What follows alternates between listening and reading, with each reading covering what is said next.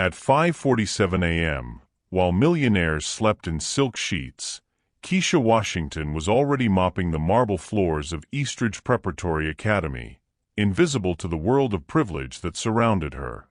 She had no way of knowing that in 3 hours, when she'd find a tearful girl hiding in the supply closet after another failed exam, her simple act of sitting down and saying, "Baby, let me show you something," would set in motion a chain of events that would transform not just the girls' failing grades, but both their destinies forever.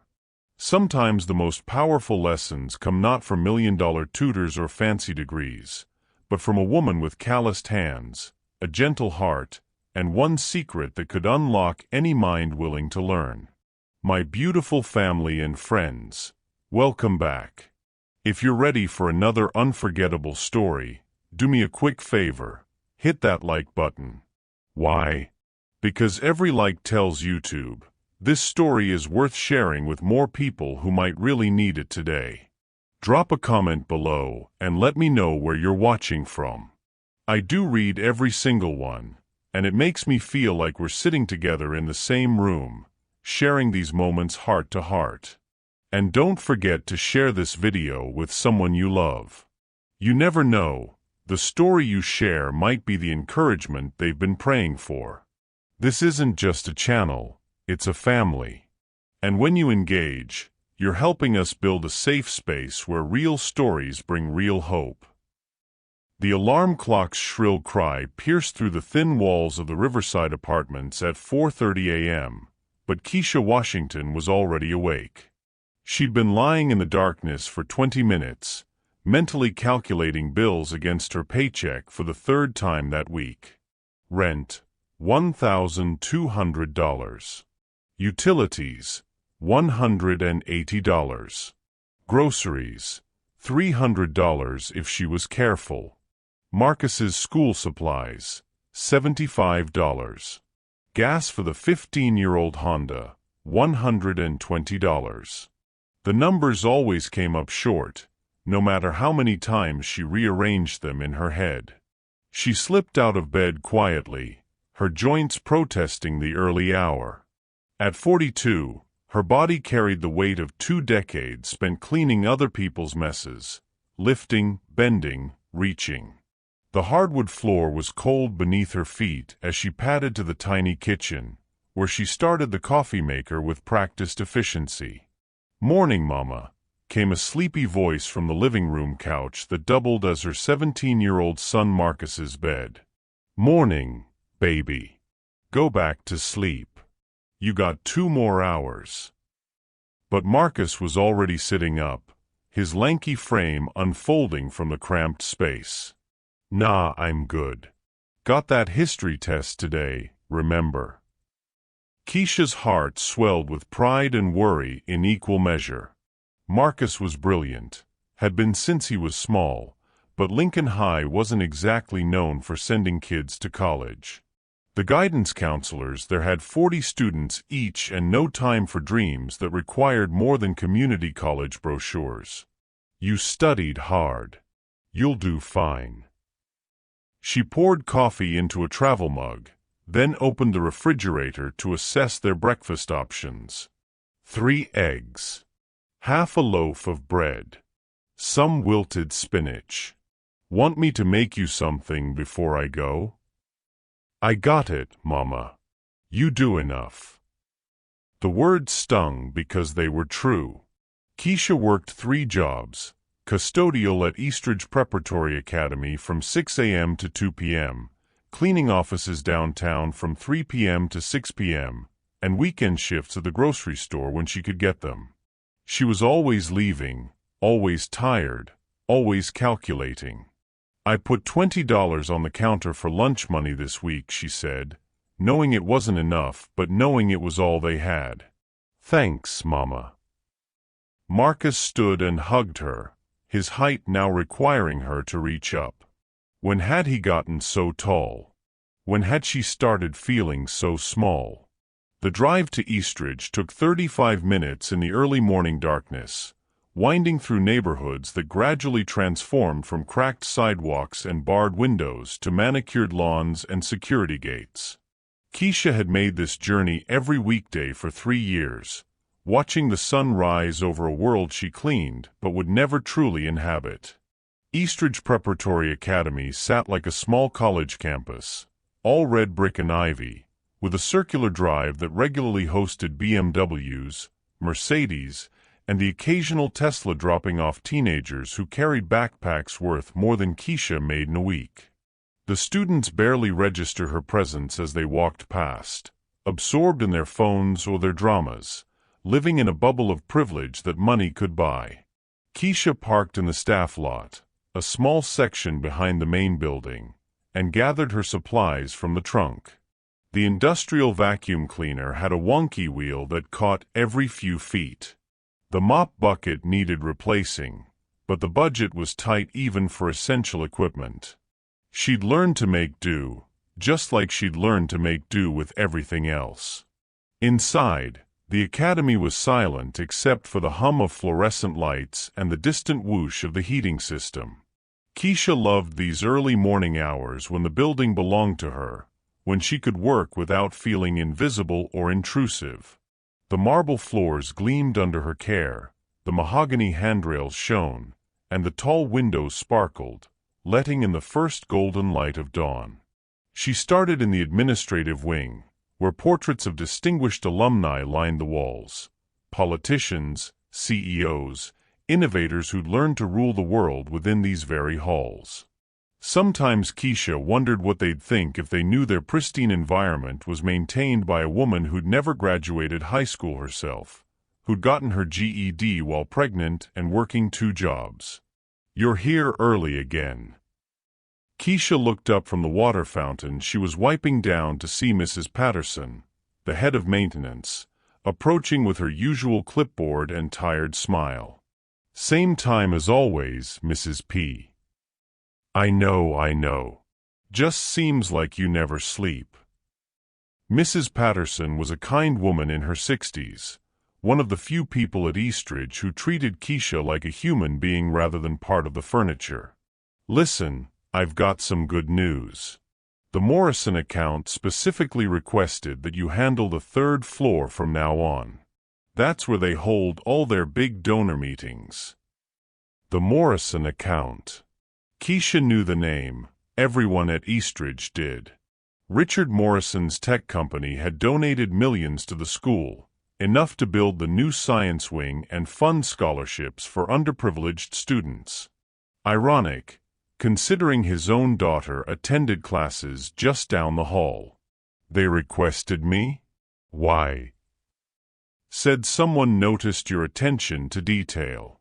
The way you arrange things just so, never miss a spot. Mrs. Patterson beamed with pride. "It's a compliment, honey. These people notice everything." Keisha felt a flush of pride, quickly followed by the familiar anxiety that accompanied any change in routine. More responsibility usually meant more opportunity to make mistakes, and she couldn't afford to lose this job. "I'll do my best." "You always do. That's why they asked for you." As Mrs. Patterson walked away, Keisha stood in the empty hallway, looking up at the soaring ceilings and expensive artwork. Somewhere in this building, privileged teenagers were struggling with problems she couldn't imagine. Too much pressure, too many opportunities, too much of everything. And somewhere else, her own son was sitting in an overcrowded classroom, fighting for scraps of attention and resources. She thought about Marcus's history test, about his dreams of studying engineering, about the college applications he'd started but couldn't afford to complete. $20 for lunch money.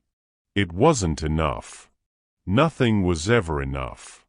But she'd learned long ago that feeling sorry for herself was a luxury she couldn't afford. Instead, she picked up her supplies and headed for the stairs. There was work to do, dignity to maintain, and a son counting on her to never give up. As she climbed to the 3rd floor, Keisha carried with her the wisdom her grandmother had whispered during those long nights when bill collectors called and hope seemed impossible. "Baby girl, your worth ain't measured by what's in your wallet. It's measured by what's in your heart and what you do with it. Today, like every day, she would do what she could with what she had. She had no idea that in just a few hours, that simple philosophy would change everything. What does it mean to truly see someone's worth? How often do we overlook the wisdom and dignity of those who serve us quietly, day after day? By 10:30 a.m., Keisha had already cleaned 6 classrooms and 3 bathrooms, her rhythm steady and efficient. The morning classes were in session, and the familiar sounds of education drifted through the halls, the scratch of chalk on boards, the murmur of discussions, the occasional burst of laughter. She was wheeling her cart toward the supply closet near the library when she heard it. Crying. Not the dramatic sobs of teenage heartbreak over some social media crisis, but the quiet, desperate weeping of someone who'd reached their breaking point. The sound was coming from inside the supply closet, a small room lined with shelves of paper towels, cleaning solutions, and office supplies. Keisha paused, her hand hovering over the closet door handle. She'd worked at Eastridge long enough to know the unspoken rules. Staff remained invisible, didn't interfere with student affairs, and certainly didn't get involved in the personal lives of children whose parents could buy and sell her entire world. But the crying continued, raw and broken, and something deep in Keisha's chest, the same instinct that had driven her to comfort Marcus through nightmares and disappointments, wouldn't let her walk away. She knocked gently. "Hello? You okay in there?" The crying stopped abruptly, replaced by the sound of someone trying to muffle sniffles and compose themselves. "I'm fine," came a muffled voice, clearly female, clearly not fine at all. Keisha looked up and down the empty hallway, then made a decision that would change both their lives forever. She opened the door slowly, peering into the dimly lit space. Huddled on the floor between boxes of printer paper sat a girl of about 16, Asian features streaked with tears, wearing the navy blue and white uniform that marked her as an Eastridge student. Her expensive bag was thrown to one side, papers scattered around her feet like fallen leaves. "Oh, honey," Keisha said softly, stepping inside and closing the door behind her. "What's wrong, baby?" The girl looked up with red-rimmed eyes, clearly startled to see the janitor. I'm not supposed to be in here. I just needed somewhere to. I'm sorry. I'll leave." No, don't you worry about that." Keisha set down her cleaning supplies and, ignoring the voice in her head that warned her about overstepping boundaries, lowered herself to sit on the floor across from the girl. "I'm Keisha. What's your name?" "Wendy." The name came out as barely a whisper. "Wendy," Keisha repeated, her voice gentle. "That's a pretty name. Now, what's got you so upset? And don't tell me nothing. I raised a teenager, and I know that kind of crying when I see it." Wendy's composure crumbled again. "I failed another test," she said, the words tumbling out. "AP History. I studied for hours, I really did, but when I sat down to take it, it was like everything just disappeared from my head. All the dates, all the facts, everything I'd memorized was just gone." She gestured helplessly at the papers around her. "These are all my tests from this semester. Every single one. F D-, F+ if I'm lucky. My dad keeps hiring new tutors, and they all say the same thing. I need to focus more, try harder, apply myself. But I am trying. I'm trying so hard it hurts." Keisha's heart ached for the girl. She could see intelligence in Wendy's eyes, but also a deep frustration that Keisha recognized from her own childhood struggles with reading. "Tell me something, Wendy. When you study, how do you do it?" "I read the chapter over and over, make flashcards, highlight the important parts. Just like everyone says to do." And when you take the test, what happens in your mind? Wendy wiped her nose with the back of her hand. It's like there's this wall.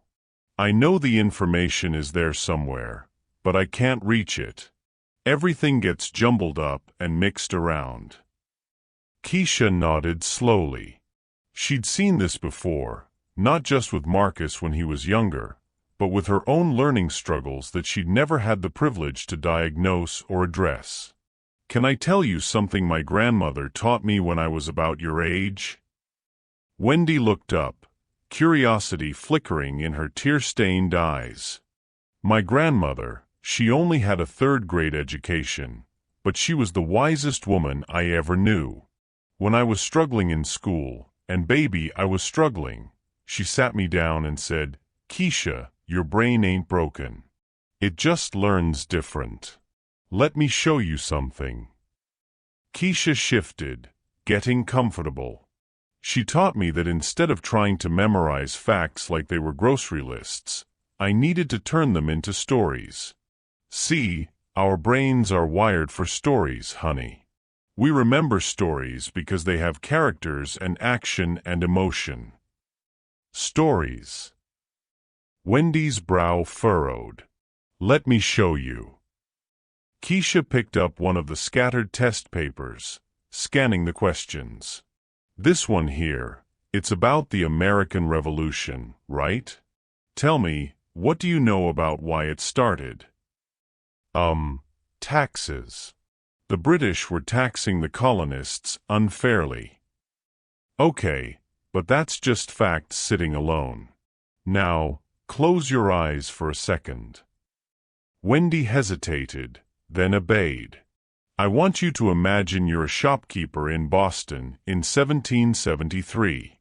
You work 16-hour days, your hands are rough from handling goods, and you're trying to feed your family.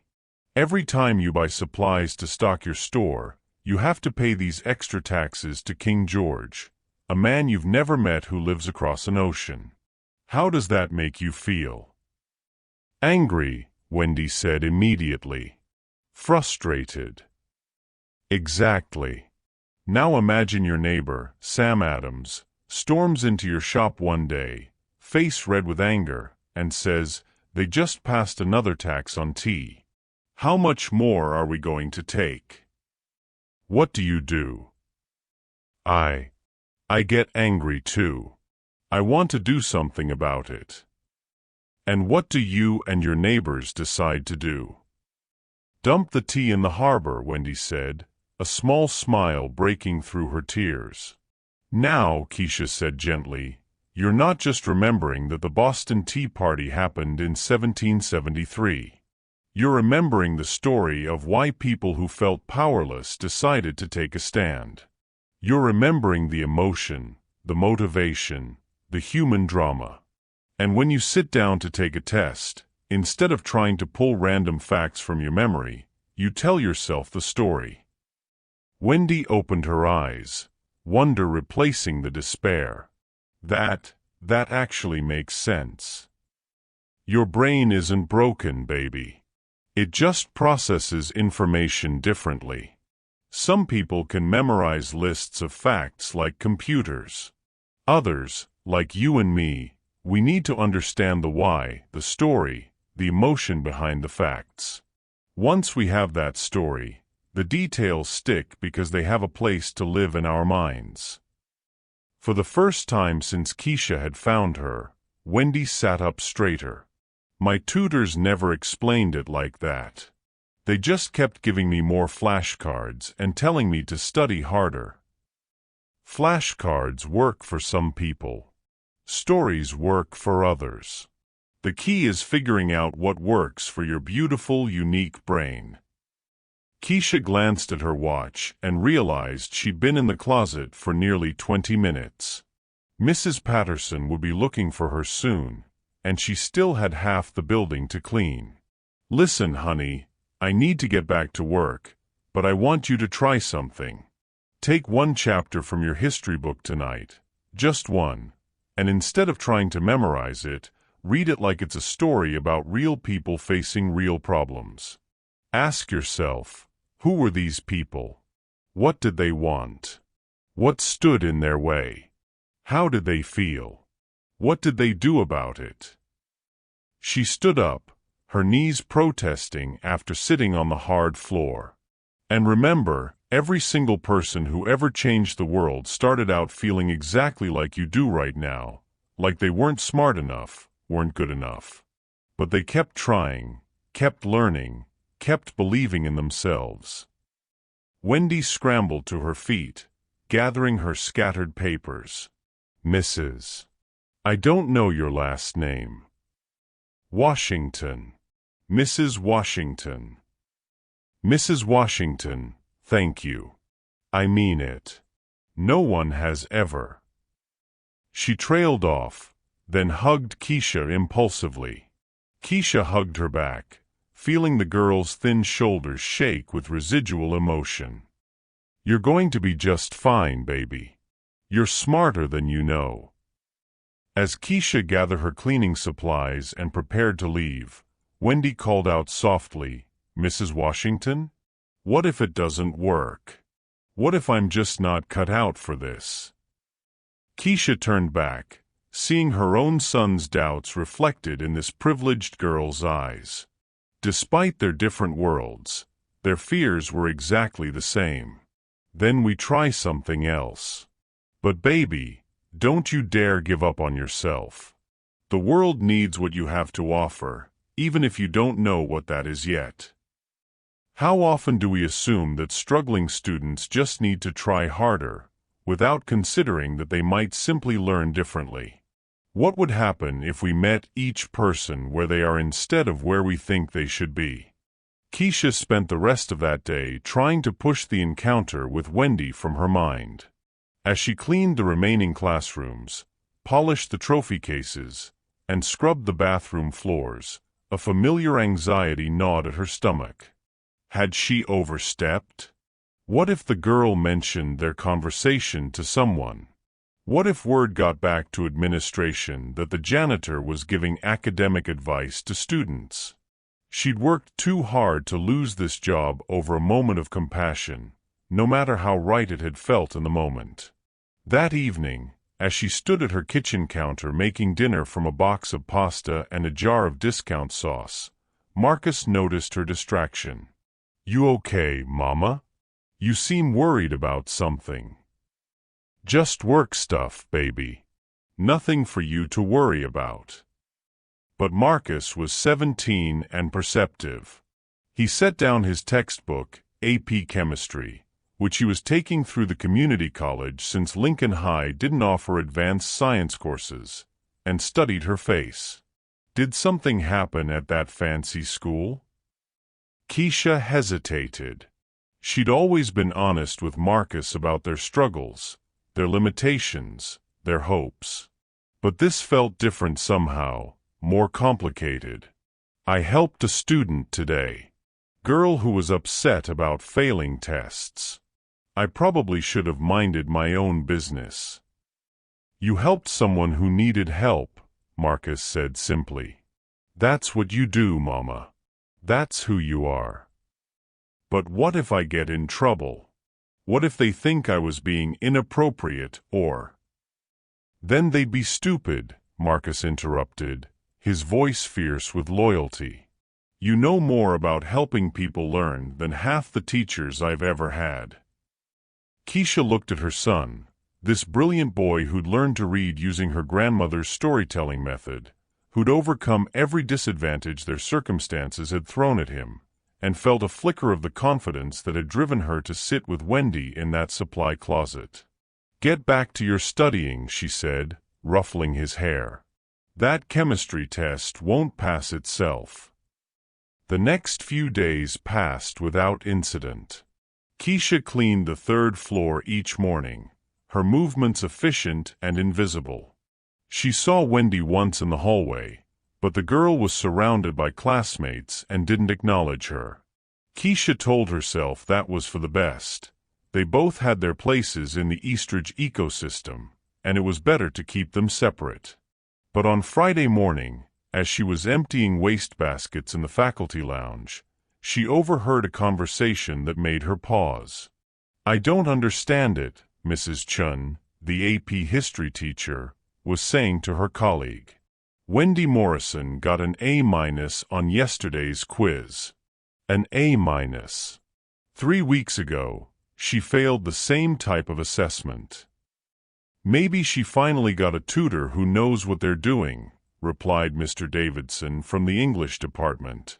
"That's just it. Her father told me they haven't changed tutors recently. Something clicked for her, and I can't figure out what it was." Mrs. Chun pulled a paper from her bag, studying it. "Look at these essay answers.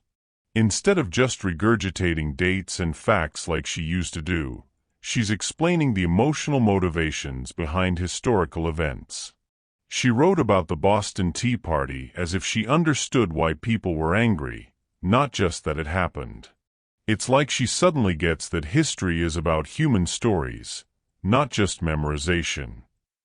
Keisha's heart began to race. She forced herself to continue emptying trash cans, moving slowly so she could hear more. "Her father's been calling the school, wanting to know what changed," Mrs. Chun continued.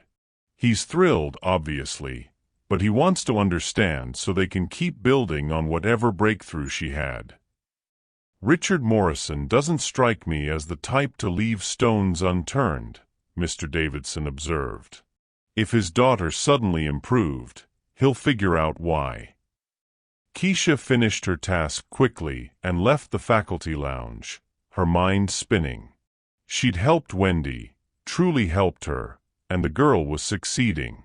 But now the girl's father, a man wealthy and powerful enough to have buildings named after him, was asking questions. That afternoon, as she cleaned the administrative offices, Keisha noticed unusual activity. Mr. Harrison, the headmaster, was meeting with someone in his office, a man in an expensive suit whose voice carried authority even through the closed door. She couldn't make out words, but the tone was serious, investigative. "Excuse me."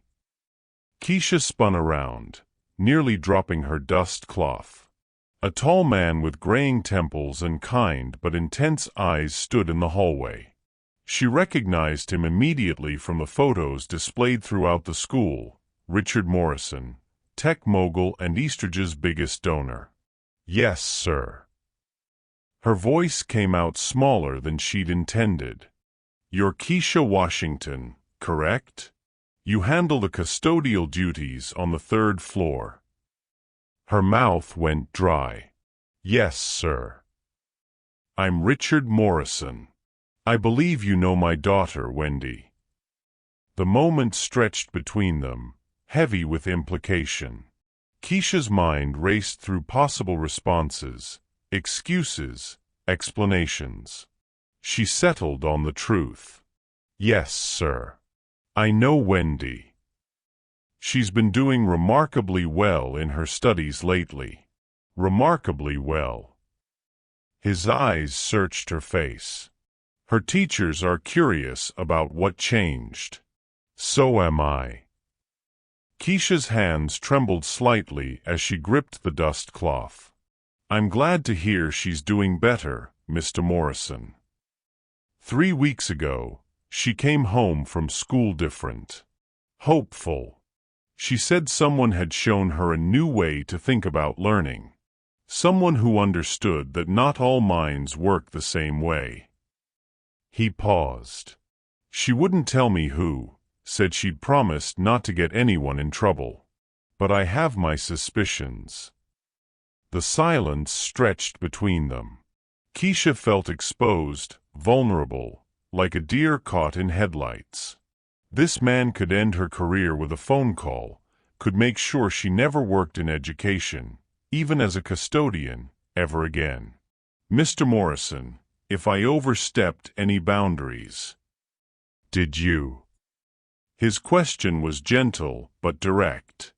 Keisha thought about Wendy crying in that supply closet, about the desperation in the girl's voice, about her own son's struggles with a system that didn't understand different kinds of intelligence.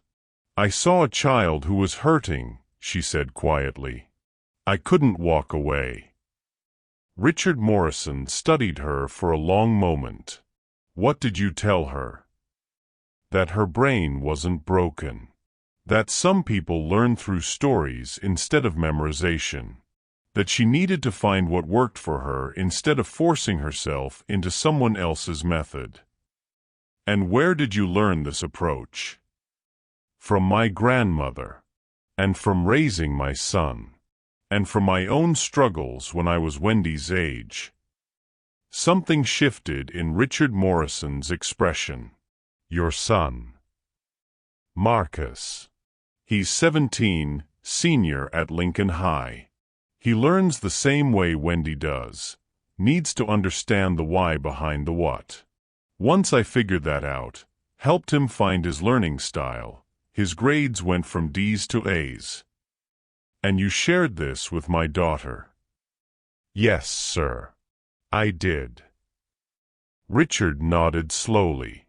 Mrs. Washington, I want you to know that Wendy has been asking about you. She won't tell me exactly what you said to her, but she keeps talking about the wise lady who understood.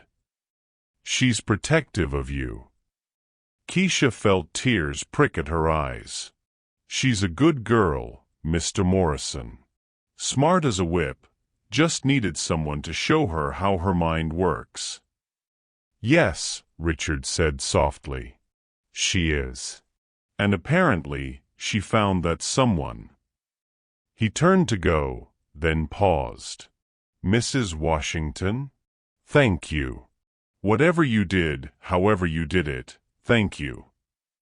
As he walked away, Keisha stood in the empty hallway, holding her dust cloth and trying to process what had just happened. The most powerful parent in the school had just thanked her. Wendy was protecting her. And somehow, her simple act of kindness was rippling outward in ways she'd never imagined. She thought about Marcus, studying for his chemistry test at their kitchen table.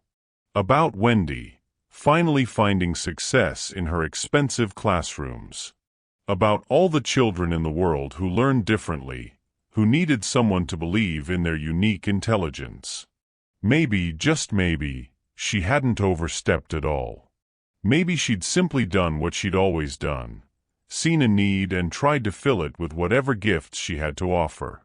When we help others find their strengths, how might that generosity circle back to us in unexpected ways?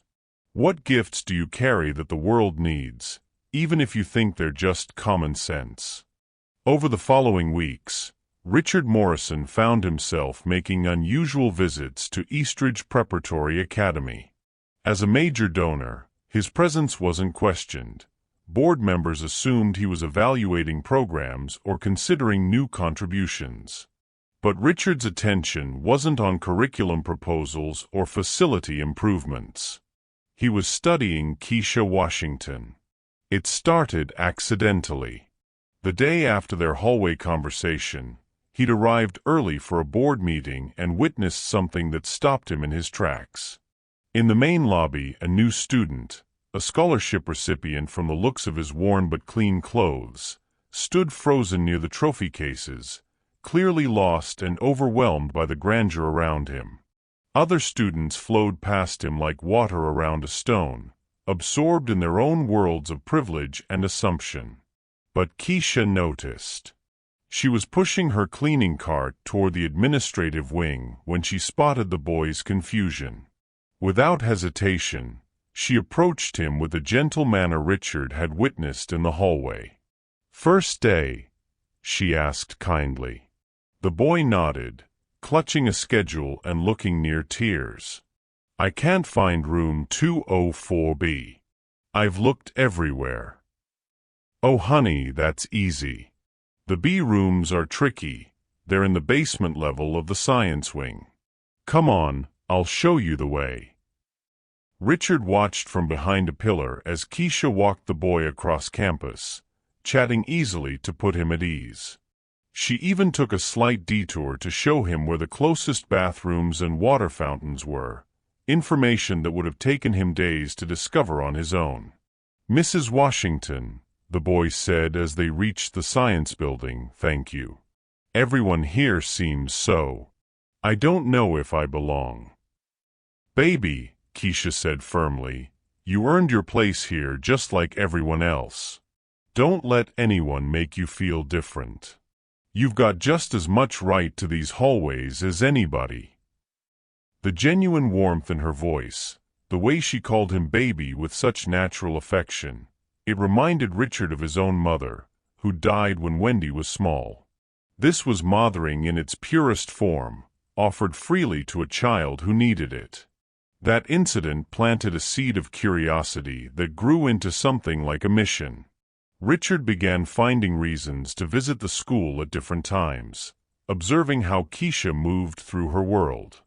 2 weeks later, he witnessed another scene that deepened his respect for her character. The morning janitorial staff had been called to clean up after a group of seniors had celebrated early acceptance letters by covering the main staircase with silly string and confetti. It was the kind of privileged entitlement that made Richard's jaw clench. Kids who'd never cleaned up after themselves making extra work for people they never bothered to notice. Most of the custodial staff grumbled as they worked, understandably frustrated by the thoughtless mess. But when Richard heard one of them complain loudly about spoiled rich kids, Keisha's response surprised him. Now don't be too hard on them, she said, scrubbing silly string from marble steps. They're just young and excited. We all do foolish things when we're celebrating. At least they're celebrating something good, getting into college. That's a blessing. Easy for you to say, groused her co-worker. You don't have to clean glitter out of every crevice for the next month. Maybe not, Keisha replied calmly, but I remember being 17 and feeling like the world was opening up. Let them have their joy, even if it makes a little extra work for us. Her grace in the face of inconsideration, her ability to find empathy for teenagers who'd made her job harder, it spoke to a character that couldn't be taught or faked. Richard's most revealing observation came during a chance encounter in the parking lot. He'd stayed late for a finance committee meeting and was walking to his car when he noticed Keisha sitting in her old Honda, engine running, talking on her phone. Her body language, slumped shoulders, head in her free hand, suggested stress or bad news. He couldn't hear her words, but her tone was soothing, reassuring. When she hung up, she sat for a moment in the darkness, gathering herself. Then she got out of her car and headed back toward the building. Curious, Richard followed at a distance. Keisha used her key to enter through the staff entrance and made her way to the main office, where she used the copy machine to print what looked like job applications. She worked quickly, efficiently, and when she finished, she locked up carefully and returned to her car. The next day, Richard made some discreet inquiries. Mrs. Patterson, the head of maintenance, was happy to share praise for one of her best workers. Keisha's son Marcus had a college interview yesterday, Mrs. Patterson explained. Some scholarship opportunity at the state university. That boy's brilliant, straight A's, wants to study engineering. But they needed references and recommendation letters, and his high school counselor was overwhelmed. So Keisha stayed after work to help him put together a proper application packet. She used the school's resources for personal business? Oh no, Mrs. Patterson said quickly. She asked permission first, offered to pay for the copies. I told her not to worry about it. That boy deserves every chance he can get. You should see how proud she is of him, Mr. Morrison. Works 3 jobs to keep food on their table and still finds time to help with his homework every night. 3 jobs. Richard absorbed this information with growing respect and concern. Keisha was working herself to exhaustion to support her son's dreams, the same way Richard's own mother had worked multiple jobs to keep him in school after his father left. But the moment that truly revealed Keisha's character came during an incident Richard witnessed by pure chance. He'd arrived early for a donor luncheon when he heard raised voices from the kitchen area. A catering staff member, a young woman who looked barely out of high school, was crying while an older chef berated her loudly. "This is the third time this month you've been late," the chef shouted. "I don't care about your excuses. Childcare, transportation, whatever. Everyone else manages to get here on time." "Please," the young woman pleaded. "My babysitter got sick and I had to find someone else to watch my daughter. I called ahead. And I told you that your personal problems aren't my concern." That's when Keisha appeared, still wearing her work apron but with an authority that commanded attention. "What's going on here?" she asked calmly. "Nothing that concerns you," the chef snapped. "This is kitchen business." "Maybe so," Keisha said evenly, "but that young lady is crying, and that always concerns me." She turned to the catering worker with gentle eyes. "What's your name, honey?" "Isabella," the girl whispered. "Isabella, do you have reliable child care most days?" "Yes, ma'am.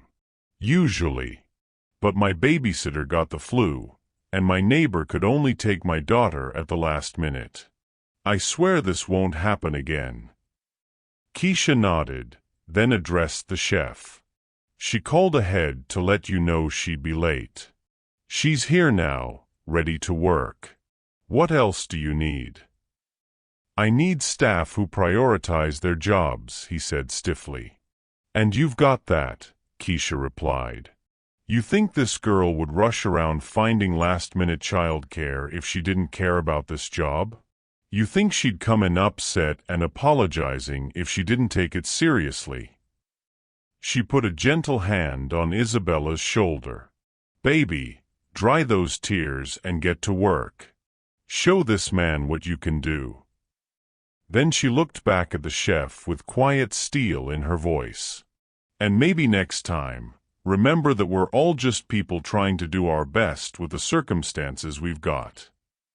As Keisha walked away, Richard saw Isabella's shoulders straighten with newfound confidence and dignity. The chef, chagrined, mumbled something about getting back to prep work.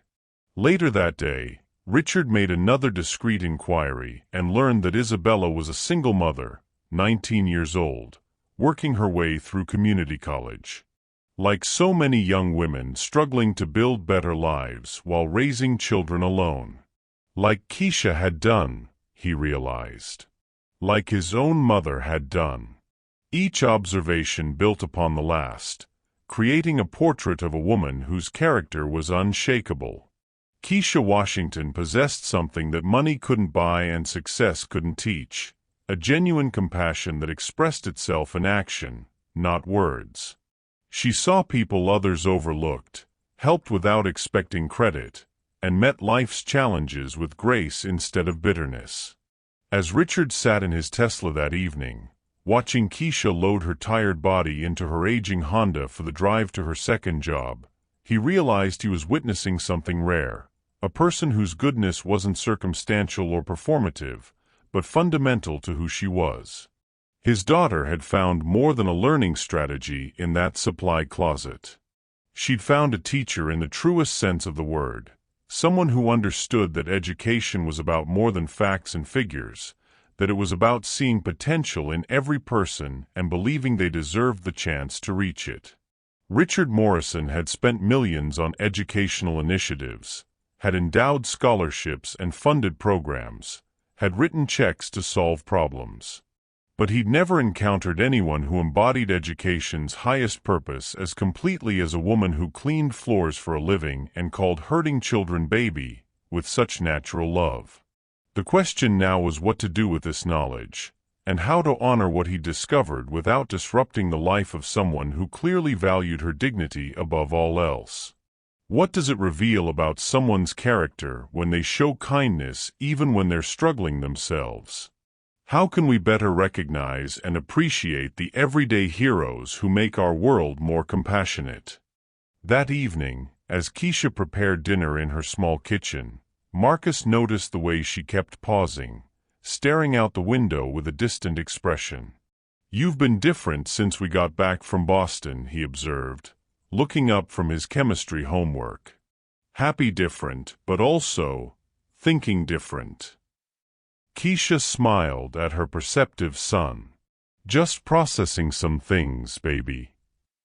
"About my scholarship chances?" "Because the interviewer said." "No, not about that." "Well, not entirely." She set down her wooden spoon and turned to face him fully.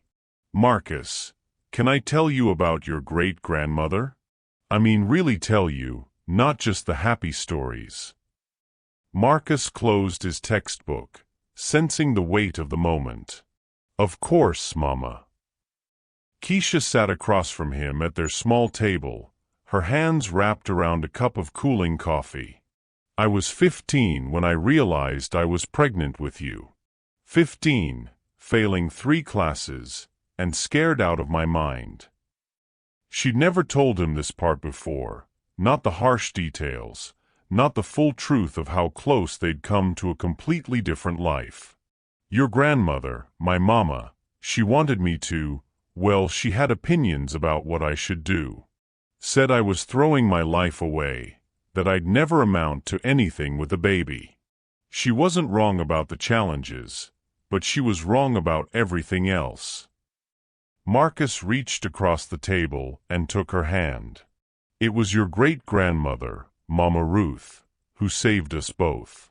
When my own mama turned her back on me, Mama Ruth took us in. This was back in Alabama, in a house not much bigger than this apartment, with no air conditioning and a leaky roof." Keisha's voice grew soft with memory. "I was so angry, Marcus. Angry at the world, angry at my situation, angry at feeling trapped. I'd sit on Mama Ruth's porch, crying and carrying on about how unfair everything was. And you know what she'd say?" "What?" "She'd say, 'Baby girl, anger is just love with nowhere to go. You got all this love for that baby, all this love for learning, all this love for making something better. Question is, what you gonna do with it?'" Keisha stood and pulled a worn shoebox from the top shelf of their kitchen cabinet. Inside were faded photographs, letters, and a small notebook with a cracked leather cover. "This was hers," she said, handling the notebook reverently. "She couldn't read or write much herself, but she understood how minds worked better than any fancy educator I've ever met." She opened the notebook, revealing pages covered in Mama Ruth's careful handwriting. Simple words, but profound insights about learning, teaching, and human nature. She wrote down every trick she figured out for helping people learn. Not just book learning, but life learning. How to help someone remember important information by connecting it to something they cared about. How to build confidence in people who'd been told they weren't smart. How to see past what someone couldn't do to what they could do. Marcus studied a page that read, "Every child got a light inside them. Some lights shine steady like candles. Some flash bright like lightning. Teacher's job ain't to make them all the same kind of light. It's to help each one shine the way they meant to." "This is where you learned how to help people," he said, understanding dawning in his voice. "She taught me by example first, then showed me her notes later. When you were struggling in elementary school, when the teachers kept saying you had attention problems, I remembered what Mama Ruth did with the neighborhood kids who couldn't sit still in Sunday school. You turned my math homework into stories about space adventures. Because you were obsessed with astronauts and could remember every detail about rocket ships, but you couldn't remember multiplication tables. So we made the numbers into fuel calculations and mission parameters." Keisha turned another page. Look at this one. Marcus read aloud. Don't never tell a child they can't.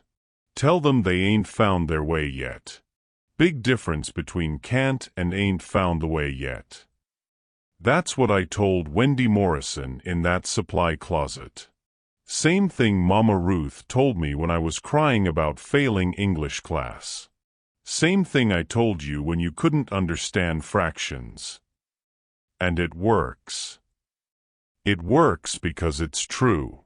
People aren't broken, Marcus. They just haven't found their particular key yet. Meanwhile, across town in his sprawling home office, Richard Morrison was having his own moment of revelation. Spread across his mahogany desk were documents that told a very different story than the one most people knew about the tech mogul. His daughter Wendy sat curled in a leather chair across from him, finally ready to share the full truth about her academic struggles and the woman who'd changed everything. Dad, can I tell you something I've never told anyone? Richard looked up from his laptop, giving her his full attention. Of course, sweetheart. I know you think my learning problems started recently, but they didn't. I've been struggling since I was little, maybe second or third grade. I just got really good at hiding it. Richard felt his chest tighten. Wendy, why didn't you? Because you're brilliant, Dad. Everyone knows that. You built a tech empire. You understand complex systems that most people can't even pronounce, and your daughter can't even remember what she studied the night before. I didn't want you to be disappointed. Oh, honey. Richard came around the desk and sat on the arm of her chair. You could never disappoint me. But I have disappointed you. All those tutors, all that money spent, and I kept failing anyway. I could see it in your eyes, even when you said it was okay. Richard was quiet for a long moment. Wendy, can I tell you something I've never told anyone?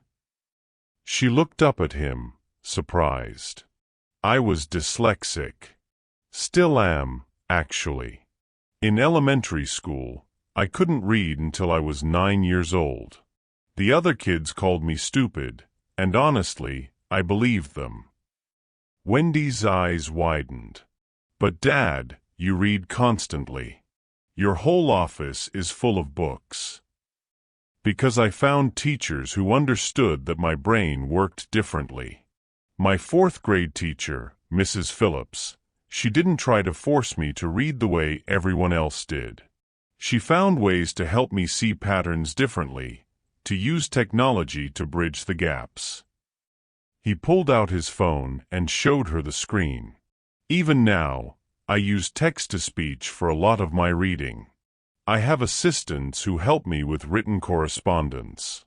The difference is, I found systems that work for my brain instead of fighting against how I'm wired. You never told me this. Because I was afraid you'd inherited it from me, and I didn't want you to feel like it was your fault. But maybe that was wrong. Maybe if I'd shared my struggles, you would have felt less alone with yours. They sat together in comfortable silence for a moment. Tell me about Mrs. Washington, Richard said gently. Really tell me. What did she do that no one else has done? She didn't try to fix me, Wendy said immediately. Everyone else, every tutor, every teacher, they all acted like I was a problem to be solved. But Mrs. Washington, she just accepted that my brain works differently and showed me how to work with it instead of against it. How? She helped me understand that I'm not stupid for needing stories to remember facts. She said some brains are like filing cabinets where you can just store information in neat little drawers. But other brains are like gardens, where information needs to be connected to other things to grow and flourish.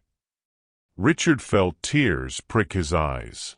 This woman, this janitor who his daughter was protecting so fiercely, had understood something that all their expensive resources had missed. She told me her son learns the same way I do, and that her grandmother taught her these techniques when she was struggling in school too. She said learning differences run in families sometimes, but so do learning solutions. What else? She never made me feel broken, Dad. She made me feel different in a good way. Like I had a superpower that just needed the right training to use properly. Richard thought about all the money he'd spent on tutors, all the frustration he'd felt watching his brilliant daughter struggle, all the nights he'd worried that she'd inherited his learning challenges without his resources to overcome them. And a janitor had solved it all with wisdom passed down from her grandmother and 20 minutes of genuine compassion. That night, after Wendy went to bed, Richard sat in his office researching everything he could find about Keisha Washington. What he discovered both humbled and inspired him. Single mother, working 3 jobs, supporting a son who was clearly brilliant but trapped in an underfunded school system. No college degree, but a wisdom about learning and teaching that surpassed most educational professionals he'd met. More importantly, she had something he'd learned was increasingly rare: genuine humility combined with natural authority, the ability to connect with people across any social divide, and the moral courage to help others even when it might put her own security at risk. Richard Morrison had spent his career identifying talent and potential in people others overlooked. He'd built his fortune by investing in ideas that seemed impossible until someone found the right approach. Looking at Keisha Washington's story, he saw the same thing he'd seen in every successful startup he'd funded: raw talent, proven results, and unlimited potential waiting for the right opportunity. It was time to make that opportunity happen. How do the struggles of our past shape our ability to help others in the present? What wisdom have you inherited from previous generations that the world needs to hear? Richard Morrison had never been one for subtle approaches in business. When he wanted something, he pursued it directly and decisively. But with Keisha Washington, he found himself moving carefully, almost reverently, like someone approaching a wild bird that might fly away at any sudden movement. He started small. Anonymous donations to cover Marcus Washington's AP exam fees. A mysterious benefactor paying for SAT prep materials to be delivered to Lincoln High. Small repairs around Eastridge that happened to make Keisha's work easier. The wobbly supply cart that suddenly rolled smoothly. The flickering hallway lights that were finally replaced. But he wanted more than just to help from the shadows. He wanted to understand the woman who'd accomplished more with his daughter in 20 minutes than teams of professionals had managed in years. The opportunity came through Wendy herself. "Dad," she said one evening over dinner, "I've been thinking about Mrs. Washington." "Oh." Richard tried to keep his voice casual. "I want to do something nice for her. She changed my whole life, and I never even properly thanked her. But I can't figure out what would be appropriate." Richard set down his fork. "What did you have in mind?" "I don't know. I can't exactly buy her something expensive. That would be weird and probably make her uncomfortable. But I want her to know that what she did mattered." An idea began forming in Richard's mind. "What if we found a way for you to help other students the way she helped you?" "What do you mean?" "Well, you've mastered her technique now. Your grades prove it works. What if we started a peer tutoring program at Eastridge? You could teach other struggling students the storytelling method Mrs. Washington showed you." Wendy's face lit up. "That's brilliant, Dad. But would the school go for it?" "Let me make some calls." 3 weeks later, Eastridge Preparatory Academy announced its new Student Success Circle, a peer tutoring program where students who'd overcome learning challenges would mentor others facing similar struggles. Wendy was chosen as one of the founding tutors, and they needed a staff member to supervise the program. Richard had suggested Keisha Washington. I'm sorry, what? Keisha stared at Mrs. Patterson in disbelief. They were standing in the maintenance office, surrounded by cleaning supplies and work schedules. The administration wants you to supervise the new tutoring program. 2 afternoons a week, helping coordinate between the student tutors and the kids who need help. Mrs. P, I clean floors. I'm not a teacher. Apparently, someone thinks you'd be good at it. The recommendation came from the Morrison family directly. Keisha's heart skipped. The Morrisons? Richard Morrison himself suggested you for the position. Said you had unique insights into alternative learning approaches and natural mentoring abilities. Keisha sat down heavily in the plastic chair beside Mrs. Patterson's desk. I don't understand. How would he even know? Honey, you've been helping kids in this school since day one. Maybe informally, but word gets around. That boy Tommy Chen? He told his parents about the kind janitor who helped him when he broke the display case. Maria Santos mentioned to her mother how you taught her some study techniques when she was crying about failing math. And apparently, someone helped Wendy Morrison turn her grades completely around. Heat flooded Keisha's cheeks. I never meant to overstep. I just saw kids who needed. Keisha. Mrs. Patterson's voice was gentle but firm. Nobody thinks you overstepped. They think you've been doing teacher work without teacher pay, and it's time that changed. But I don't have the qualifications. I don't have a degree. I don't have teaching credentials. You have something better. You have wisdom and you have results. The program doesn't require teaching certification since it's peer tutoring with adult supervision. And the pay. Mrs. Patterson handed her a paper with the details. It's substantial. Enough that you could cut back on your other jobs. Keisha stared at the number, hardly believing it. The part-time supervision position paid almost as much as her full-time custodial job. I need to think about this. Of course you do. But Keisha, don't think too long. There are kids here who need what you have to offer. That afternoon, Keisha found herself staying late, not to clean but to observe. She watched the students streaming out of classrooms, saw the ones who walked with confidence and the ones whose shoulders carried invisible weight. She thought about Marcus, brilliant and hardworking but trapped in a system that couldn't nurture his potential. She thought about Wendy, who'd been convinced she was stupid until someone showed her she was just different. Mrs. Washington? She turned to find a man approaching, tall, well-dressed, with kind eyes and graying temples. She recognized him immediately. Mr. Morrison. Good afternoon. I hope you don't mind me bothering you. I wanted to speak with you about the tutoring program.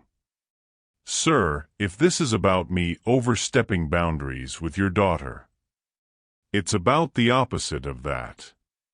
He stopped a respectful distance away, his posture open and unthreatening. It's about you doing exactly what my daughter needed when she needed it most. They stood in the empty hallway, two parents who'd watched their children struggle, who'd felt helpless in the face of systems that didn't understand different kinds of intelligence. Mr. Morrison, I hope you know I never meant to interfere. I just saw a child who was hurting, and you helped her. Not because someone paid you to, not because it was your job, but because it was the right thing to do. His voice carried deep emotion. Do you know what Wendy calls you? Keisha shook her head. Her guardian angel. She says you appeared exactly when she'd given up hope, and you showed her that she wasn't broken. She was never broken. She's brilliant. Just needed to find her way. Yes, Richard said softly. She did. And you helped her find it. They walked together toward the exit, their conversation flowing naturally. Can I ask you something, Mrs. Washington? Of course. Where did you learn to recognize different learning styles? That's graduate-level educational psychology, but you explained it to Wendy in a way that made perfect sense. Keisha thought about Mama Ruth's notebook, about years of trial and error with Marcus, about her own struggles that had taught her empathy. Life, mostly. My grandmother, my son, my own challenges in school. When you've been there, you recognize the signs. Have you ever thought about teaching? Formally, I mean.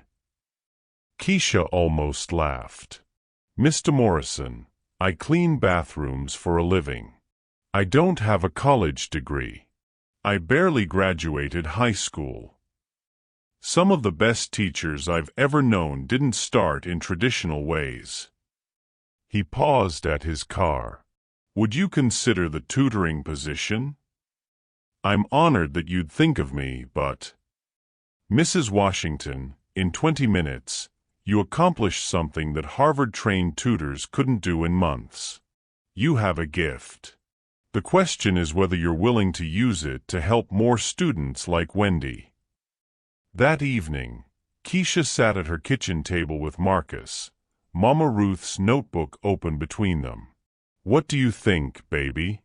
Am I crazy to even consider this? Marcus looked up from his MIT application essays. Mama, you've been teaching your whole life. You taught me, you taught Wendy Morrison, you taught those other kids Mrs. Patterson mentioned. The only difference is now someone wants to pay you for what you've been doing for free. But what if I fail? What if I'm not good enough for those fancy kids? Then you'll figure it out, just like you always do. He reached across and squeezed her hand. Besides, Mama, you're not trying to be good enough for them. You're trying to help them be good enough for themselves. There's a difference. 2 days later, Keisha Washington walked into Mrs. Patterson's office and accepted the position as Student Success Circle Supervisor. She had no way of knowing that her decision was setting in motion events that would transform not just her own life, but the entire landscape of how Eastridge Preparatory Academy thought about learning, teaching, and the value of wisdom that couldn't be measured by degrees alone. As she signed the paperwork, she thought about Mama Ruth's words. Every child got a light inside them. Teachers' job ain't to make them all the same kind of light. It's to help each one shine the way they meant to. For the first time in her adult life, Keisha Washington was going to have a job that aligned with her heart's true calling. She was going to be a teacher. When opportunities arise that align with our natural gifts, what fears hold us back from stepping into our potential? How might our life experiences, rather than our formal credentials, be exactly what the world needs? 2 months into her new role as Student Success Circle Supervisor, Keisha Washington was discovering that sometimes dreams coming true could feel more terrifying than dreams deferred. The tutoring program was thriving beyond anyone's expectations. Wendy had proven to be a natural teacher, and her storytelling approach was helping other students find their own learning keys. But success at Eastridge only highlighted how precarious everything else in Keisha's life remained. The crisis began on a Tuesday morning with a phone call that shattered her carefully constructed world. Mrs. Washington? This is Dr. Martinez at Lincoln High. I'm calling about Marcus. Keisha's hands went cold as she gripped her phone. She was standing in the supply closet, the same one where she'd first met Wendy, organizing materials for that afternoon's tutoring session. Is he hurt? What happened? Marcus is fine physically, but there's been an incident. He got into an altercation with another student. Both boys have been suspended for 3 days, and there will be a disciplinary hearing next week. Marcus got in a fight? That doesn't sound like him at all. According to witnesses, the other student made some comments about your employment situation. Apparently used some racial slurs and suggested that you were playing dress-up as an educator. Marcus defended you, but he threw the first punch. Keisha closed her eyes, feeling the familiar weight of being visible in spaces where she wasn't expected to belong. I'll be right there. Mrs. Washington, there's something else. The other student involved is David Hartwell. His father is on the school board. The implication hung heavy in the air. Marcus had punched the wrong kid, the son of someone with power to make their lives even more difficult. But that was only the beginning. That afternoon, as Keisha sat in Lincoln High's office waiting to meet with the principal, her phone buzzed with a text from her landlord. Rent increase effective immediately. New amount due by Friday or begin eviction proceedings. Her hands trembled as she read the message twice. The new amount was $600 more than she'd been paying, gentrification creeping into their neighborhood, making their modest apartment unaffordable overnight. Mrs. Washington? The principal was ready to see her. The meeting was as painful as she'd expected. Marcus had indeed thrown the first punch, which meant automatic suspension regardless of the provocation. The disciplinary hearing would determine whether he faced additional consequences that could affect his college applications. Your son is a good kid, Principal Jackson said, his voice sympathetic but firm. But we have zero-tolerance policies about violence, and the Hartwell family is pushing for serious consequences. As Keisha drove home, her mind raced through impossible calculations. Between her reduced hours at the cleaning company, she'd cut back when she took the Eastridge position, and the sudden rent increase, they couldn't afford to stay in their apartment. But moving would mean changing Marcus's school district right before graduation, potentially jeopardizing his MIT prospects. She found Marcus sitting on their couch, his face a mask of guilt and anger. "Mama, I'm sorry. I know I messed up, but when he called you those names, said you were just a janitor pretending to be important. Baby, you can't fight every battle for me. But it's not fair. You're helping those rich kids succeed, and they still look down on you. On us." That evening brought the third blow. Keisha's phone rang while she was trying to figure out how to break the news about their housing crisis. "Mrs. Washington? This is Janet Phillips, Mr. Morrison's assistant." Keisha's heart sank. Had word of Marcus's suspension reached Eastridge? Was she about to lose the tutoring position too?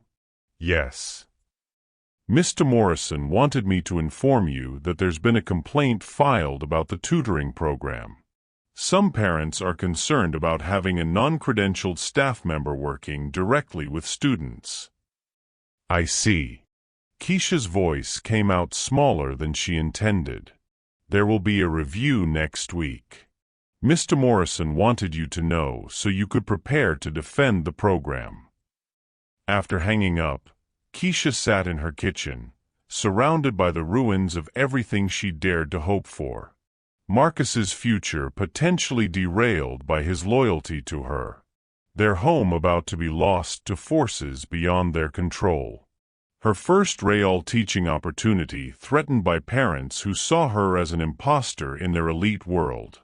For the first time in years, she allowed herself to cry, deep, wrenching sobs that carried the weight of every struggle, every sacrifice, every moment she'd swallowed her pride to keep moving forward. Marcus found her there an hour later, her face buried in her hands at the kitchen table. "Mama? What's wrong?" Through her tears, she told him everything. The rent increase, the complaint about her position, the impossible choice between his education and their survival. "Maybe I should just quit the tutoring job," she said, her voice hollow. "Go back to just cleaning. Keep my head down. Stop reaching for things that aren't meant for people like us." Marcus was quiet for a long moment. Then he sat across from her and took her hands. "Mama, do you remember what you used to tell me when I was struggling in school? When I wanted to give up because everything seemed too hard?" She looked up at him through her tears. "You'd say, 'Baby, the storm is testing you, not destroying you. And storms always pass, but what you learn from weathering them lasts forever.' This feels like more than a storm, Marcus. This feels like everything falling apart at once." "Maybe it is. But Mama, look at what you've accomplished. Wendy Morrison is thriving because of you. Other kids are finding their way because of you. I'm applying to MIT because of what you taught me about believing in myself." He squeezed her hands. "Don't let them make you small again, Mama. The world needs what you have to offer." The next morning, Keisha showed up at Eastridge with swollen eyes but steady determination. She would face whatever came, but she wouldn't run from it. What she didn't know was that Richard Morrison had been conducting his own investigation into the complaints against her. What he discovered about the parents leading the charge, their motivations, their own failures with their children, their inability to accept that wisdom could come from unexpected sources, had only strengthened his resolve to protect and promote the woman who'd transformed his daughter's life. He'd also learned about Marcus's suspension, about the housing crisis, about the financial pressure threatening to destroy everything Keisha had worked to build. As he sat in his office that morning, watching Keisha walk across the parking lot with her head held high despite everything falling apart around her, Richard Morrison made a decision that would change both their lives forever.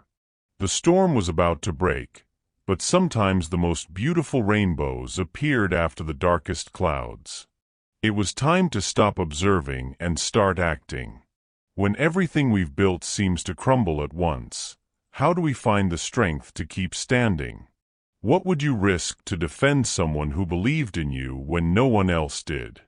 2 months into her new role as Student Success Circle Supervisor, Keisha Washington was discovering that sometimes dreams coming true could feel more terrifying than dreams deferred. The tutoring program was thriving beyond anyone's expectations. Wendy had proven to be a natural teacher, and her storytelling approach was helping other students find their own learning keys. But success at Eastridge only highlighted how precarious everything else in Keisha's life remained. The crisis began on a Tuesday morning with a phone call that shattered her carefully constructed world. "Mrs. Washington? This is Dr. Martinez at Lincoln High. I'm calling about Marcus." Keisha's hands went cold as she gripped her phone. She was standing in the supply closet, the same one where she'd first met Wendy, organizing materials for that afternoon's tutoring session. "Is he hurt? What happened?" "Marcus is fine physically, but there's been an incident. He got into an altercation with another student. Both boys have been suspended for 3 days, and there will be a disciplinary hearing next week." "Marcus got in a fight? That doesn't sound like him at all." "According to witnesses, the other student made some comments about your employment situation. Apparently used some racial slurs and suggested that you were playing dress-up as an educator. Marcus defended you, but he threw the first punch." Keisha closed her eyes, feeling the familiar weight of being visible in spaces where she wasn't expected to belong. "I'll be right there." "Mrs. Washington, there's something else.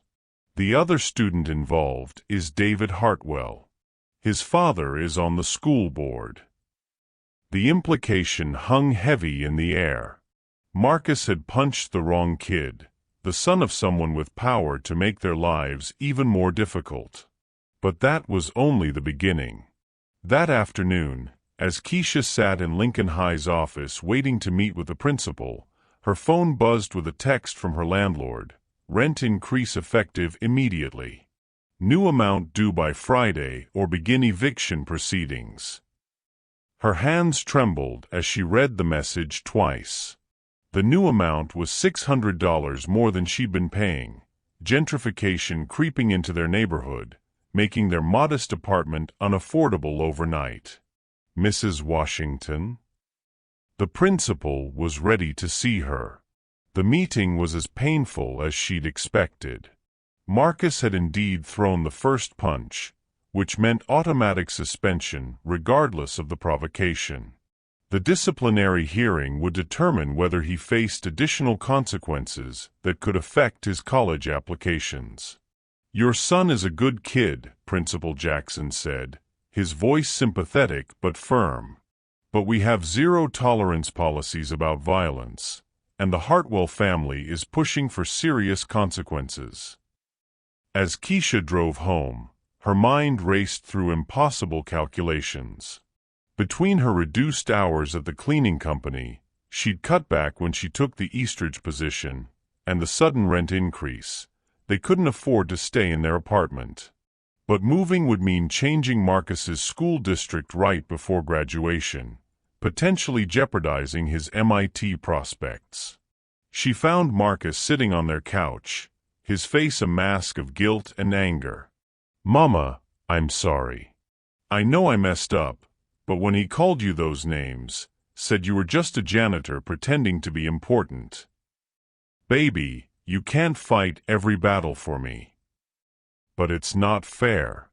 You're helping those rich kids succeed, and they still look down on you. On us." That evening brought the third blow. Keisha's phone rang while she was trying to figure out how to break the news about their housing crisis. "Mrs. Washington? This is Janet Phillips, Mr. Morrison's assistant."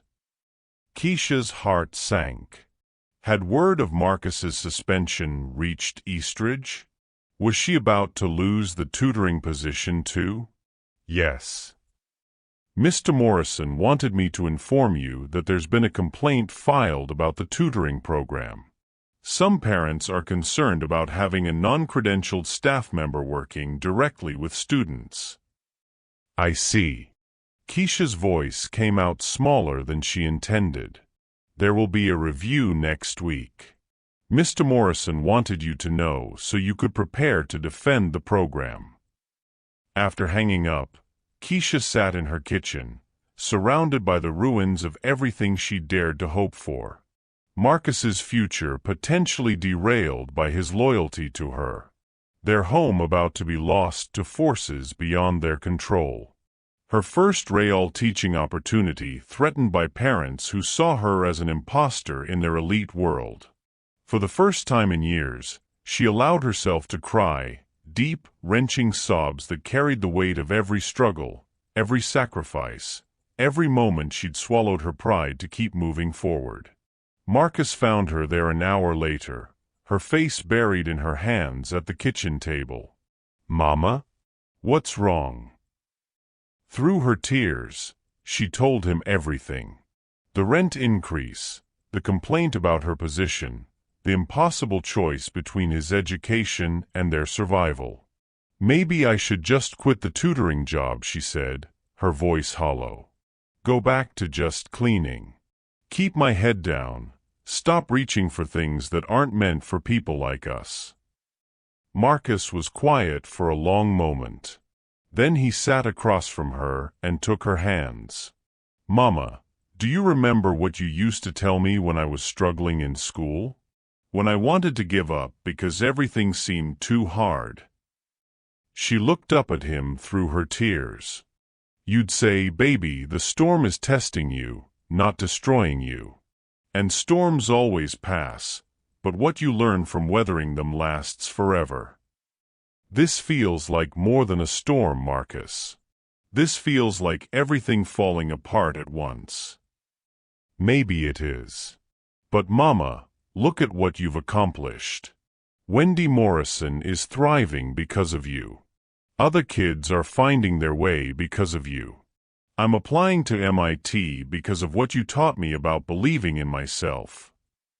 He squeezed her hands. "Don't let them make you small again, Mama.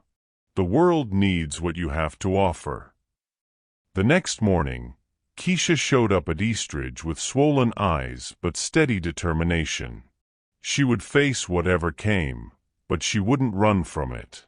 What she didn't know was that Richard Morrison had been conducting his own investigation into the complaints against her. What he discovered about the parents leading the charge, their motivations, their own failures with their children, their inability to accept that wisdom could come from unexpected sources, had only strengthened his resolve to protect and promote the woman who'd transformed his daughter's life. He'd also learned about Marcus's suspension, about the housing crisis, about the financial pressure threatening to destroy everything Keisha had worked to build. As he sat in his office that morning, watching Keisha walk across the parking lot with her head held high despite everything falling apart around her, Richard Morrison made a decision that would change both their lives forever. The storm was about to break, but sometimes the most beautiful rainbows appeared after the darkest clouds. It was time to stop observing and start acting. When everything we've built seems to crumble at once, how do we find the strength to keep standing? What would you risk to defend someone who believed in you when no one else did? The boardroom at Eastridge Preparatory Academy had never hosted a meeting quite like this one. Around the polished mahogany table sat the school's most influential parents, the administrative leadership, and, in a deliberate power move that surprised everyone, Richard Morrison himself. Keisha Washington sat at the far end of the table, her hands folded carefully in her lap, surrounded by people who could buy and sell her entire world without blinking. She dressed in her best clothes, a navy blue dress she'd bought for Marcus's Honor Society induction, but still felt utterly out of place among the designer suits and diamond jewelry. "Let's get straight to the point," said Victoria Hartwell, her voice sharp with barely concealed disdain. She was David's mother, the same David who'd provoked Marcus into a fight with his racist comments about Keisha. "We're paying premium tuition for our children to receive instruction from qualified professionals, not from custodial staff with no educational credentials." Several other parents nodded in agreement. Margaret Thornton, whose daughter consistently struggled despite expensive private tutoring, spoke up, "Nothing personal against Mrs. Washington, but we need to maintain academic standards. Our children's futures depend on it." Keisha felt her cheeks burn with familiar shame, the kind that came from being dismissed before she'd even been allowed to speak. She started to rise from her chair. Clearly, this was her cue to apologize and withdraw gracefully. "Sit down, Mrs. Washington." Richard Morrison's voice cut through the murmurs with quiet authority. "You're not going anywhere." He stood slowly, his presence commanding the room's attention. "Before we discuss Mrs. Washington's qualifications, I think we should examine her results." He nodded to his assistant, who distributed folders to everyone around the table. "These are academic performance reports for every student who's participated in the Student Success Circle over the past 2 months. The improvements are unprecedented." Victoria Hartwell glanced at the papers dismissively. "Test scores can be manipulated." "Can they?" Richard's voice remained calm, but steel had entered his tone. "Because according to these reports, prepared independently by your children's teachers, the average grade improvement for participating students is 1.8 GPA points. Students who were failing are now passing. Students who were passing are now excelling." He paused, letting the numbers sink in. "Your own daughter, Mrs. Thornton, has gone from AD average to AB plus average since working with Mrs. Washington's program." Margaret Thornton looked uncomfortable. Well, yes, Sarah has improved, but you'd rather she go back to failing as long as her help comes from someone with the right credentials? The room fell silent. Richard walked slowly around the table, his gaze settling on each parent. Let me tell you something about credentials. I've hired Harvard MBAs who couldn't organize a birthday party. I've worked with consultants who had every certificate imaginable but couldn't solve basic problems. And I've met janitors who understood complex systems better than MIT graduates. He stopped behind Keisha's chair, placing a gentle hand on her shoulder. Mrs. Washington doesn't have a teaching degree. What she has is something far more valuable and infinitely rarer: wisdom, natural teaching ability, and genuine care for your children's success. Victoria Hartwell's face reddened. Mr. Morrison, with all due respect, your sentimental attachment to the help doesn't change the fact that we need qualified professionals. The help? Richard's voice turned deadly quiet. Did you just refer to the woman who transformed my daughter's academic life as the help? The room temperature seemed to drop 10 degrees. Mrs. Hartwell, let me share something with you. 6 months ago, my daughter Wendy was failing every major subject despite having access to the most expensive tutors money could buy. She was convinced she was stupid, and frankly, I was running out of ideas. He moved to stand directly across from Victoria. Then one day, Mrs. Washington found Wendy crying in a supply closet. And in 20 minutes, she gave my daughter the key to unlock her own intelligence. Not with fancy techniques learned in graduate school, but with wisdom passed down from her grandmother and refined through years of helping her own brilliant son succeed against impossible odds. The parents around the table began to shift uncomfortably. Since that day, Wendy has maintained a 3.7 GPA. She's confident, she's engaged, and she's happy. Every single student in Mrs. Washington's program has shown similar improvement because she sees what you refuse to see, that different minds require different approaches, and sometimes the most profound insights come from the most unexpected sources. Richard turned to face Keisha directly, and she saw something in his eyes that took her breath away. Not pity, not charity, but genuine respect and admiration. Mrs. Washington, I owe you an apology. Sir. Keisha's voice was barely a whisper. I've been watching you for months. Testing you, actually. I arranged for your paycheck to be delayed to see how you'd handle financial pressure. I created situations to observe how you interact with students, with colleagues, with challenges. Keisha felt a flush of embarrassment and confusion. I don't understand. I needed to know if your character matched your abilities. If your kindness was genuine or calculated. If you would remain humble and caring even after receiving recognition. He smiled softly. You passed every test with flying colors. Even when facing eviction, even when your son was suspended for defending your honor, even when these people questioned your worth, you never stopped believing in your students or compromising your values.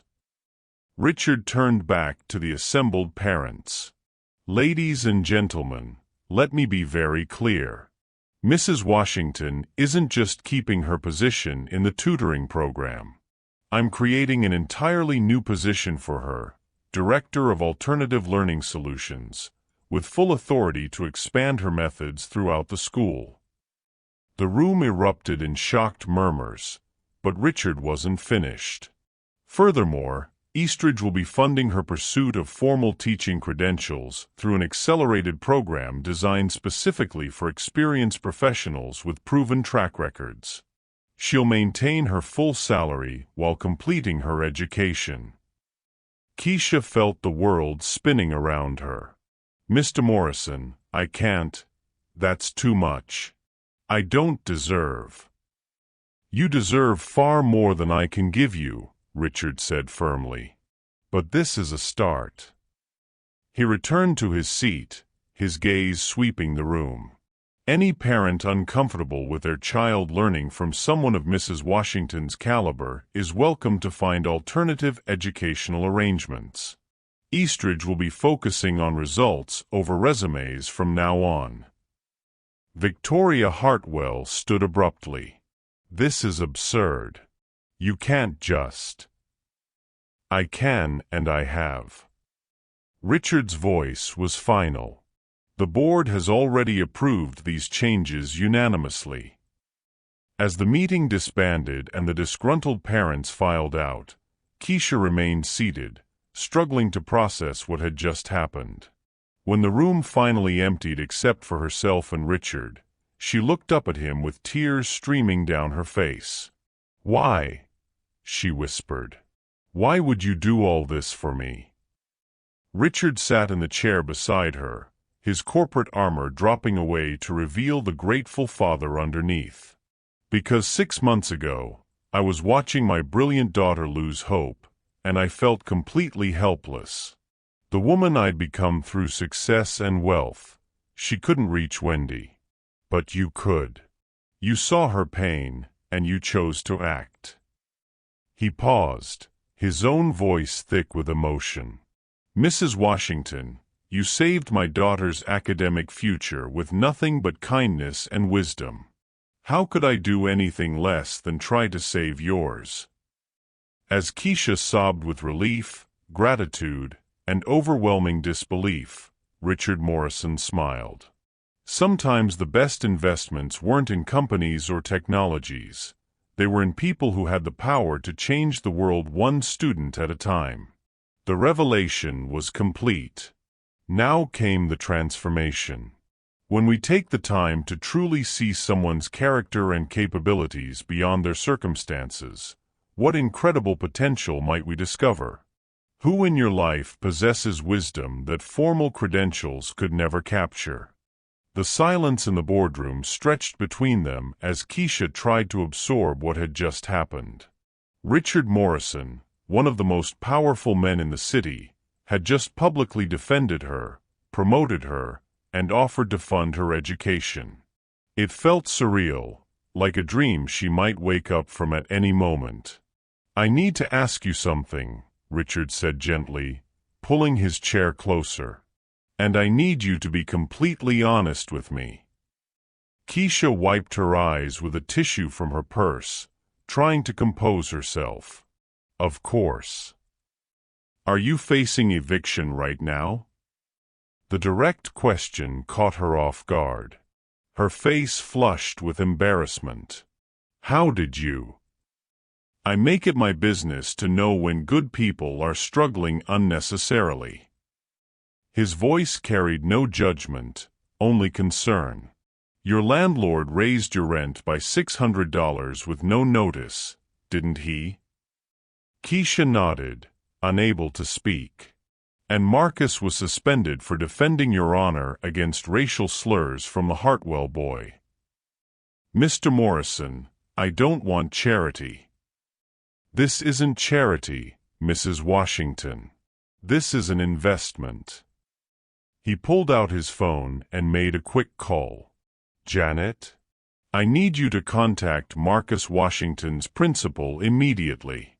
Tell them that Eastridge Academy is prepared to provide a character reference for Marcus, emphasizing his loyalty and integrity. Also, please have our legal team contact the Riverside Apartments complex about their illegal rent increase practices." Keisha stared at him. "You can't just." "I can and I am." He ended the call and turned back to her. "Mrs. Washington, let me tell you what's going to happen today. Right now." He stood and began pacing, his energy infectious. "First, you're going to move out of that apartment, not because you're being evicted, but because you're being upgraded. Eastridge owns several faculty housing units. They're meant for our teachers, and as of today, you are our Director of Alternative Learning Solutions. But I haven't accepted. Haven't you? He smiled knowingly. Mrs. Washington, you've been teaching your entire adult life. You taught Marcus, you taught Wendy, you've been teaching students in this program for months. The only difference is that now you'll be properly compensated and officially recognized for what you've always done. Keisha felt tears welling up again. The salary you mentioned, is that real? Completely real. With full benefits, educational support, and a housing allowance that will cover one of our faculty residences. You'll never have to work 3 jobs again. The weight of constant financial stress that she'd carried for so long began to lift from her shoulders. What about Marcus? His suspension. Already handled. I spoke with Principal Jackson this morning. Marcus will be returning to school tomorrow with full credit for his missed days. The Hartwell family has been reminded of their son's behavior and have agreed not to pursue additional disciplinary action. Richard sat back down across from her. Mrs. Washington, I need you to understand something. This isn't happening because I feel sorry for you.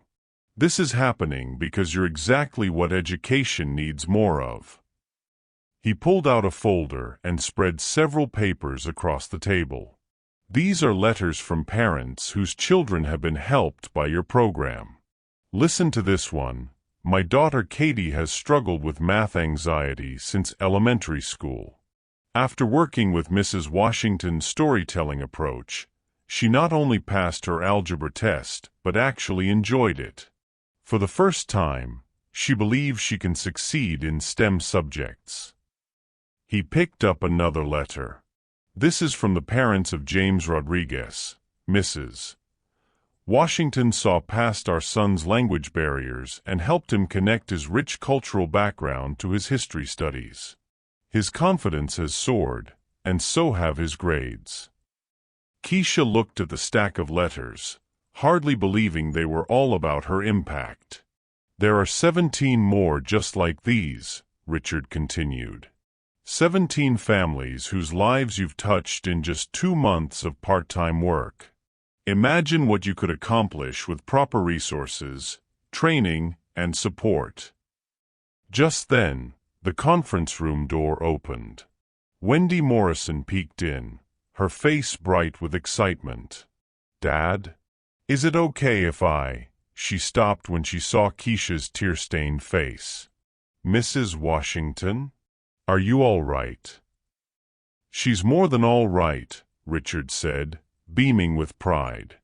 Mrs. Washington just accepted a position as Eastridge's Director of Alternative Learning Solutions. Wendy's squeal of joy echoed through the room as she ran to hug Keisha. Really? You're going to stay? You're going to help more students like me? Yes, Keisha said, the reality finally sinking in. Yes, I think I am. This is the best news ever. Wendy bounced with excitement. Wait until the other kids in the program hear about this. Maria is going to be so happy. She was so scared you might leave. An hour later, Keisha found herself in Richard's luxury sedan, driving to see the faculty housing unit that would become her new home. The apartment was 3 times the size of their current place, with 2 full bedrooms, a modern kitchen, and a view of the campus she now belonged to as more than just invisible staff. The moving expenses will be covered by the school, Richard explained as they toured the space. And Marcus is welcome to finish his senior year at Eastridge if he chooses. We have an excellent college counseling program that could help strengthen his MIT application. Keisha stood in the bright living room, imagining Marcus having his own bedroom for the first time since he was small, imagining herself coming home from work instead of rushing to a second job. Mr. Morrison, she said quietly, I need you to know that I didn't help Wendy because I was hoping for anything in return. I helped her because she needed help, and you had help to give." He nodded. "I know. That's exactly why you deserve everything that's happening today." Her phone buzzed with a text from Marcus. "Mama, Principal Jackson called. I can come back to school tomorrow, and Mr. Morrison's office is sending someone to help with my college applications." "What did you do?" Keisha smiled through fresh tears as she typed back, "I'll tell you everything when I get home. Get ready to pack, baby. We're moving." That evening, as Keisha sat in her soon-to-be former kitchen, surrounded by boxes and trying to process the day's events, she pulled out Mama Ruth's notebook. She traced the faded words with her finger. Every child got a light inside them. Teacher's job ain't to make them all the same kind of light. It's to help each one shine the way they meant to. For 27 years, since Marcus was born, she'd felt like she was fighting against the current, struggling to keep their heads above water in a world that seemed determined to hold them back. But today, for the first time, she felt like the current was carrying her forward instead of dragging her down. Marcus came home to find her crying over the notebook, but these were different tears than the ones she'd shed the night before. "Happy tears, Mama. Happy tears, baby." He sat beside her and read the page she had open. "Mama Ruth would be proud of you. She'd be proud of both of us. You're going to MIT, and I'm going to help other kids find their light the way I helped you find yours." As they packed late into the night, preparing to move into their new life, Keisha reflected on the strange circularity of kindness. A simple act of compassion in a supply closet had changed not just Wendy's life, but her own in ways she never could have imagined. Tomorrow, she would walk into Eastridge Preparatory Academy not as invisible staff, but as Director of Alternative Learning Solutions. She would have an office, business cards, and the authority to implement the teaching methods that had been passed down from Mama Ruth through 3 generations. Most importantly, she would have the opportunity to help countless students discover what Wendy had learned in that supply closet, that their minds weren't broken, just different, and that different minds often held the keys to extraordinary possibilities. The little girl who had struggled in school, the teenage mother who'd been written off by society, the woman who'd spent decades cleaning other people's messes, she was finally, officially, what she'd always been in her heart, a teacher. And tomorrow, the real work would begin. When we choose compassion over convenience, when we see potential instead of problems, how might our small acts of kindness create ripples that transform not just others' lives, but our own? What light do you carry that could help someone else discover theirs? Thank you so much for watching this story all the way to the end. If this touched your heart, then you're going to love the next one. It's just as powerful, and even more intriguing than you can imagine. So don't stop here. Check out more videos on my channel and continue the journey. I'll be waiting for you on the other side of that story. See you there.